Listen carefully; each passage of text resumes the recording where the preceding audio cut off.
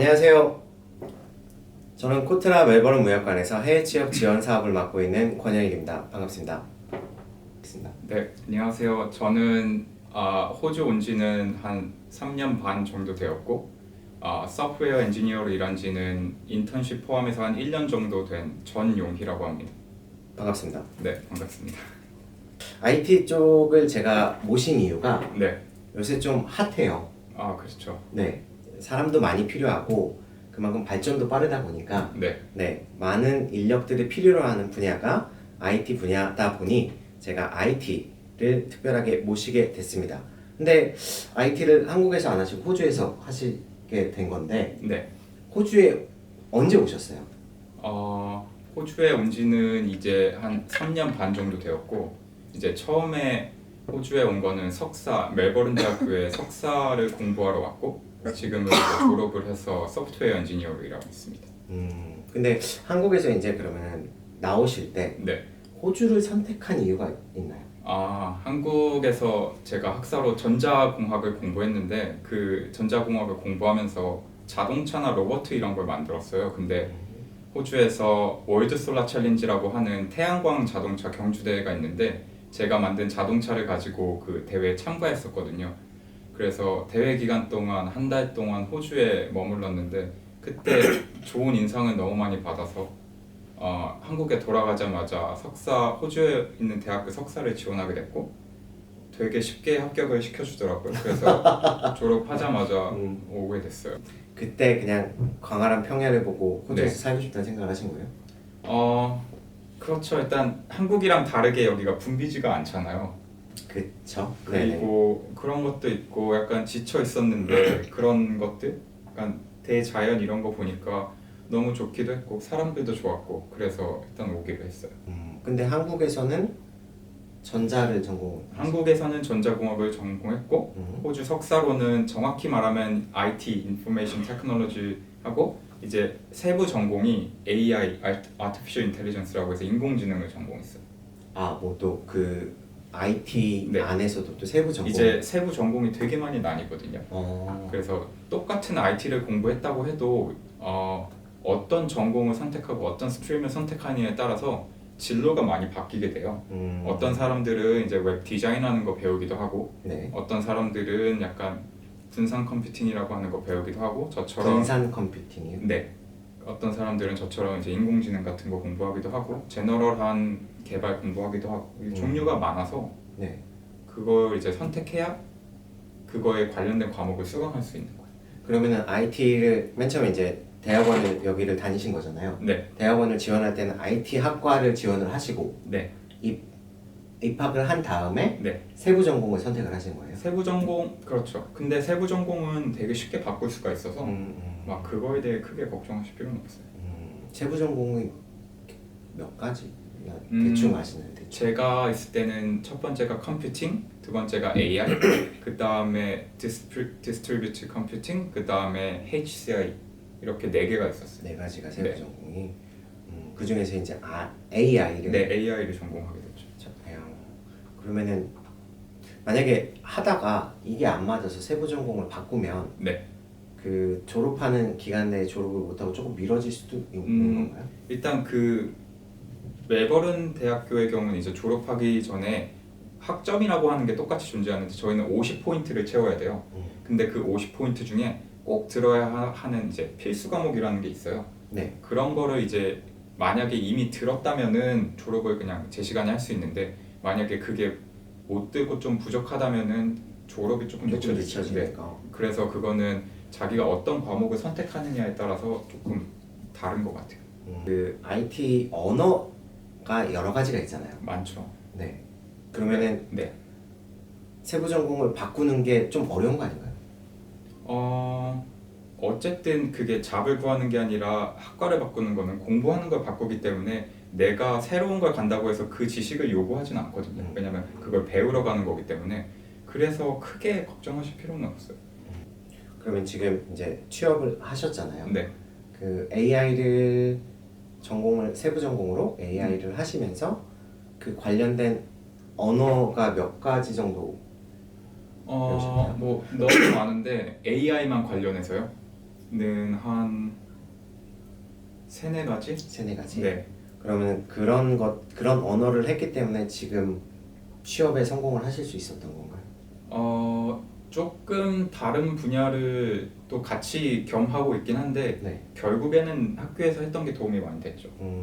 왜냐면은 그 학생들 항상 네. 하는 얘기가 취업하려면 어떤 언어를 공부하면 좋을까요?라는 질문들이 들어왔었어요. 어떤 언어든지 코드를 직접 해보고 한 언어에 익숙해지다 보면은 다른 언어로 넘어가는 게 정말 별로 어렵지가 않거든요. 그래서 막 그거에 얽매이기보다는 그냥 자기가 할 수 있는 거, 가장 가까이에 있는 거 공부하신 다음에 이것도 공부해보다 다른 언어로 넘어가면은 어렵지 않다는 거를 금방 아시게 될 거예요. 그런데 굳이 추천을 해드리자면 만약에 웹 개발을 하시겠다고 하면은 당연히 자바스크립트를 하셔야 되고 자바도 좋고, 그 다음에 인공지능 하시겠다면은 파이썬 같은 거, 그 다음에 게임 개발을 하시겠다면 뭐 C나 C++, 유니티 이런 거 공부하시면 좋고. 그래서 내가 뭘 개발하고 싶은지를 딱 정하고 나면 그거에 대한 언어들이 쭉쭉쭉 나와요. 그래서 언어를 선택하기 전보다 내가 뭘 개발하고 싶은지, 어떤 소프트웨어 엔지니어가 되고 싶은지가 우선적으로 와야 될 것 같아요. 가장 정말 중요한 포인트인 것 같아요. 자기가 무엇을 추구하느냐, 이외에 어느 필드에서 IT도 여러 가지 필드가 또 있으니까, 여러 가지 분야가 있으니까 어느 분야에서 계속 커리어를 쌓고 일을 하고 싶은지를 정한 다음에 정하고 나면 이제 그거에 대한 언어는 내가 뭘 공부해야 될지 모르는 게 아니라 이렇게 딱딱 나온다는 말씀이신 거죠? 딱 나오고 유행도 다 있고 나라마다 조금 더 다르고 하긴 한데 딱 나오고, 그리고 만약에 내가 웹 개발을 정해서 한 언어를 했다? 근데 웹 개발 안에 있는 다른 언어로 넘어가는 건 정말 쉬워요. 약간 큰 사이클은 비슷하고 이거를 어떻게 컨트롤하는지만 다른 거기 때문에, 그러기 때문에 약간 항목을 정하면 그 다음은 약간 조금 쉬워진 얘기가 되는 것 같아요. 지금 인턴십도 하셨다고 하셨잖아요. 네. 혹시 인턴십은 어떻게 들어가셨는지? 인턴십은 100% 인맥으로 들어갔습니다. 호주는 약간 한국이랑 다르게 이런 인맥 문화가 정말 세요. 그죠. 그래서 약간 한국은 누구 소개로 왔다 그러면 약간 낙하산 소리 듣는데 여기는 누구 소개로 들어오면 그 소개해준 사람이 보너스를 받아요. 약간 그런 거고, 제가 인턴십을 했던 회사는 제가 멜버른 대학교 다닐 때 저희 교수님이 운영하셨던 조그만 회사에서 이제 IT 개발과 약간 컨설팅 업무를 조금씩 하는 인턴십을 시작했죠. 호주는 인턴십뿐만 아니라 공식적인 채용의 3분의 1이 그런 네트워킹을 통해서 취업을 맞아요. 하잖아요. 네트워킹 이게 정말 세요. 자료 조사로 나온 거예요. 그렇기 때문에 호주에서는 네트워킹도 굉장히 중요합니다. 취업을 하는 데 있어서.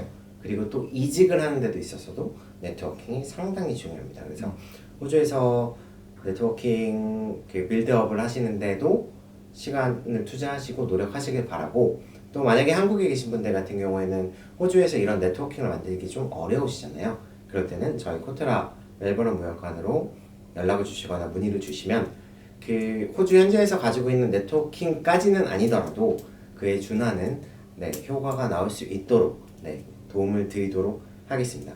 그럼 인턴십을 마치시고 나서 지금 소프트웨어 엔지니어로 근무를 하시는 거잖아요. 네, 그렇죠. 그럼 소프트웨어 엔지니어로 취업을 하기 위해서 나는 뭔가 좀 특별한 노력을 했었다, 뭐 이런 거가 있을까요? 일단은 취업을 하기 위해서 한국과는 조금 다르게 필요한 서류가 크게 4가지가 있는데, IT에서는 첫 번째는 레주메, 이력서가 필요하고요. 두 번째는 커버레터, 세 번째는 링크드인, 그 다음에는 깃허브이 필요해요. 근데 깃허브. 네, 이제 하나하나 설명하자면은 레주메는 그냥 말 그대로 레주메고 내 이력서, 학교 뭐 경력 이런 거 쓰는 거고, 그 다음에 커버레터는 약간 그렇게 딱딱하게 썼었던 이력서를 말로 약간 푸는 형식의 나는 뭐 얼마나 열정적인 사람이고 이런 흥미가 있고 이런 걸 쓰는 걸 커버레터라고 하고, 깃허브는 링크드인은 이제 약간 페이스북을 이력서 버전이라고 보시면 되고, 그 다음에 깃허브는 이제 개발자들 사이에서 많이 쓰는 건데 자기가 했던 소프트웨어 프로젝트나 코딩을 이렇게 오픈소스로 올리고 남들이 참고할 수 있게 공유하는 웹사이트예요. 그래서 어떻게 보면 포트폴리오 같은 건데, 포트폴리오인데 이제 프로그래밍 코드만 올려놓는 그런 게 있어요. 그래서 꼭 깃허브 이력서에 제 깃허브를 제시하면은 제 깃허브에 들어가 봐서 얘가 어떤 프로젝트를 했고 얘가 어떤 언어를 얼마나 잘 사용할 수 있는지 이제 개발자들이 판단하고 이제 저를 뽑을지 말지 결정하는 거죠. 그러니까 회사에서도 Git이란 걸 쓰는데 이제 회사에서 뭘 개발하든 간에 혼자 개발하진 않잖아요. 네. 그렇죠. 이제 그래서 저희가 이제 버전 관리라는 걸 하는데 그걸 Git으로 관리를 하거든요. 그래서 개발자 A, B, C가 있다면 서로 이제 개발한 소스 코드가 이제 겹치지 않고 하나의 플랫폼에 올라갈 수 있게 관리해주는 버전 관리 시스템 중에 대표적인 게 Git이고 네. 그 Git로 이제 공유를 하는 그 장소를 GitHub이라고 부르는 거예요. 그래서 그 개념도 아셔야 되고 그게 하나씩은 가지고 있으셔야 돼요. 그러면은 그 GitHub에 올라간 거는 다른 사람들 다 볼 수 있는 거고. 그렇죠. 제가 뭐 설정하기에 따라 비공개할 수도 있는데 보통은 공개를 하죠. 이건 공개를 하면은 뭐 네. 어떤 사람이 이거 누가 만들었어 하고 스카우트 할 거나 뭐 그런 역으로 얘기가 나올 수 충분히 있는 그럴 수도 있죠. 반드시 네. IT 하시는 분들은 반드시 아셔야 될 것 같아요. 네. GitHub. 아마 다 아시고 계실 거예요. 뭐 그쵸. 근데 이제 IT를 준비하시는 분들 네. 같은 경우는 그런 부분도 준비를 해야 된다라는 것을 알아두시면 공부를 하시거나 호주에 준비를 하실 때 도움이 될 것 같습니다. 뭐 이력서 같은 것도 IT 쪽은 조금 좀 특이하다거나 좀 특징 이런 게 있을까요? 일단은 이력서를 넣기 전에 저희가 일단 회사에 지원을 하잖아요. 어떤 웹사이트를 쓰던 간에. 그럼 그 회사 공고라고 하나? 여기서는 이게 job description이라고 하는데 그 공고를 보면은 이 회사에서 무슨 일을 하는지 그리고 어떤 언어를 쓰는지가 이제 다 나와 있어요. 근데 그 언어들을 이력서에 꼭 언급하시는 게 상당히 중요해요. 요새 회사들은 약간 지원자가 많기 때문에 그 이력서를 다 안 보고 AI 툴을 돌려서 하는 경우가 많은데 그때 하는 게 뭐냐면 만약에 우리 회사에서 HTML, CSS, JavaScript, PHP, MongoDB 이 5개의 언어를 쓰는데 이력서에 이 5단어가 없으면은 이 이력서가 아예 그냥 버려지는 경우가 많거든요.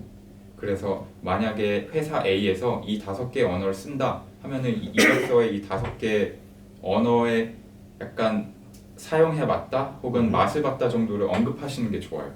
근데 이때 그렇지 않은 경우가 대부분일 거예요. 내가 어떻게 2년 학교 다니면서 그 많은 언어를 다 배워. 그런 경우에 이제 하는 꿀팁이 뭐냐면은 요새 짧은 유튜브 강의나 인터넷 강의가 정말 많거든요.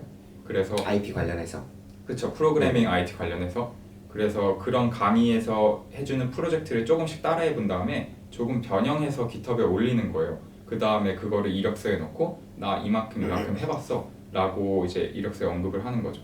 근데 이게 한국에서는 그런 너 약간 잘 해보지도 않고 이력서에 쓰는 거 아니야 그렇게 말할 수도 있는데 호주 문화 특성상 이력서에 자신이 능력보다 아주 많이 부풀리는 경향이 있어요. 모든 호주인들이 다 그러고 여기서 공부한 친구들 다 그렇기 때문에 만약에 나는 한국에서 안 그래 해서 그냥 있는 그대로만 쓰면은 다른 지원자들의 호주에 있는 다른 지원자들에 비해서 상당히 자신을 이제 다운그레이드하고 들어가는 게 되기 때문에 무조건 자기를 과대 포장하시는 게 좋은 것 같아요. 한국 분들은 너무 겸손하세요. 그게 문화도 그렇지만 그게 이제 예의다라고 저희가 어릴 때부터 배워서 와서 그런지 모르겠지만 너무 겸손하시다 보니까 나 이거 조금밖에 못하는데 이거를 내가 언급을 해도 될까? 나 이거 조금밖에 못하는데 이거를 본인은 어느 정도 그러니까 실력이 100이 만점이라면은 70, 80을 하는데도 얘기하거나 표현할 때는 나 20, 30밖에 못해 라는 식으로 표현이 되거든요. 그게 이제 호주 문화에서는 반대죠. 그쵸. 나는 50만 가지고 있는데 그거를 보통은 평균적으로 한 200 정도로 얘기하는 거죠. 200까지나? 네, 그러니까 이력서 보면은 이렇게 화려한 친구가 있다니 해보고 막상 와서 보면 아무것도 모르는 경우가 상당히 허다합니다. 그렇다고 하더라도 일단 채용을 했으면은 네. 이 친구가 200인 줄 알았는데 50밖에 안 되네라 그래서 바로 내치거나 그러지 않잖아요. 그러진 않고 또 이제 그런 게 있어요. 또 이제 회사마다 프로베이션 기간이라고 해서 네네. 이제 수습 기간이 하나? 네. 그 기간 안에는 법적으로 막 뭐 2, 3주 안에 해고할 수 있는 네, 프로베이션 기간이 네, 있습니다. 그런 기간이 있고 그 안에 뭐 잘리는 경우는 거의 보진 못했는데 그리고 이제 보통 졸업을 하면은 주니어 포지션으로 많이 들어가는데 주니어 레벨에 가장 많이 보는 거는 사실 포텐셜이에요. 그 사람한테 얼마나 잠재력이 있느냐를 보기 때문에 이력서가 조금 약간 거짓으로 됐다 해도 어느 정도 넘어가는 경향이 많은 것 같아요. 이렇게 표현을 하면 어떨까요? 그 이력서는 본인을 잘 포장해서 내놓는 상품 안내서 같은 그렇죠. 느낌인 거잖아요. 네, 그죠? 그 상품 안내서가 상품과 완전 다른 상품이 들어있다면 그거는 문제가 되지만 굉장히 성능들을 강조할 부분들을 강조해준 네, 잘 포장된 상품 설명서라면 음. 충분히 호주 취업에도 도움이 될 거기 때문에 네. 한국 분들은 나 조금밖에 못해요 라는 자세보다 나 이거 잘할 수 있어요 라는 자세로 이력서를 쓰시는 게 네. 좋을 것 같습니다. 면접도 그럼 비슷한가요? 면접도? 이제 면접은 뭐 회사마다 이건 천차만별이긴 한데 호주에서는 크게 한 4개에서 5단계 정도가 되거든요. 맨 처음 면접을 이제 스크리닝 인터뷰라고 해요. 이제 전화로 간단히 너 뭐 공부했어? 너 어떤 사람이야? 뭐 너 장점이 뭐야? 이런 거. 그래서 여기서는 완전히 아닌 것 같은 사람만 걸르는 단계. 그 다음에는 약간 테크니컬한 사람들이 들어와서 이제 기술적인 거를 이제 말로 많이 물어보죠. 일단 어떠한 기법에 대해서 어떻게 생각해? 아니면 이런 거 써봤어? 그렇게 해서 통과하면 이제 코딩 테스트나 숙제 같은 걸 주어줍니다. 원래는 그게 취업 프로세싱이라고 네, 다 취업 프로세싱. 숙제를 주는 것이. 숙제는 이제 코비드 때문에 많이 생겼는데 원래는 회사에 가서 회사 사람 앞에 두고 너 이 문제 풀어봐 하고서 이제 코드를 직접 짜보라고 해요. 그거를 코딩 테스트라고 하는데 요즘에 코비드 때문에 이제 현장으로 하는 인터뷰가 안 되다 보니까 그 온라인 줌 같은 걸로 한 다음에 숙제를 하나 주고 일주일 정도 줘요. 그 다음에 이거 우리 회사에서 이러이러한 하는 뭐 언어인데 이러한 기능을 한번 구현해봐 하고 일주일 정도 주고 그거를 이제 평가받는 그런. 그래서 숙제를 받고 그 다음 인터뷰가 있으면은 내가 이러이러한 거를 이러이러한 언어를 써서 이러이러한 기법으로 풀어봤어 라고 해서 다른 테크니컬한 인터뷰가 있는 거고, 그 정도 인터뷰가 끝나면 마지막으로 보통 컬처 인터뷰가 있는데 그러면 이제 내가 들어가게 될 팀 사람들과 직접 약간 스몰 토크를 하는 거예요. 오늘 뭐 했어? 너 취미가 뭐야? 해서 내가 회사 문화에 잘 어울릴 수 있는지 그 정도 해서 한 5단계 정도 면접이 있는 것 같아요. 한국은 사실 채용, 구직, 취업 이러면 이제 서류, 그러니까 이력서 내고 통과한 사람들 다 이제 정장 입고 여기다 번호표 달고 와갖고 뭐 회사 임원들이 면접해갖고 나 이런 것들이 많잖아요. 공개 채용. 한국은 이런 공개 채용이 일반적이지만 호주는 그렇지가 않죠. 공개 채용이 있는 회사보다는 그렇지 않은 회사가 훨씬 많습니다. 그리고 아까 말씀하셨던 스크리닝이라 그래서 전화 면접도 상당히 일반적이에요. 전화 면접이 오면 나 지금 이런 상황 때문에 몇 시에 나한테 다시 전화를 줄래? 라고 얘기를 하면 그쪽에서 그 시간에 다시 전화를 주거든요. 그래서 시간을 뒤로 미룬 다음에 그 사이에 준비를 하고 편하게 전화를 받으시면 돼요. 마지막에 이제 말씀하셨던 컬처, 그거는 호주 다른 회사들도 많이들 그렇게 하더라고요. 그러니까 뽑는 최종 하이어하는 사람도 면접을 보지만 같이 일하는 팀원들도 면접이라고 표현하기는 좀 뭐하지만 이제 케미가 잘 맞는지 네. 이런 것들을 좀 확인을 하는 거잖아요. 되게 같이 일하는 사람이 되게 중요하거든요. 그쵸? 안 맞는 경우 있으면 상당히 피곤하기 때문에. 네. 그래서 그 사람들이 네. 나 얘랑 얘기 보니까 걔 느낌 좋은데 나 걔 좋을 것 같아 라는 식으로까지 또 오케이가 나와야지 이제 채용이 되는 네. 그런 문화다 보니까 그런 여러 가지 1, 2, 3, 4, 5단계 네, 5단계. 또 어떤 회사 같은 경우에는 1, 2, 3, 4단계 정도까지도 있는 회사들이 있지만 채용 프로세싱이 조금씩 다르고 여러 가지가 있다는 거 한국하고 다르게 기억하시면 좋을 것 같아요.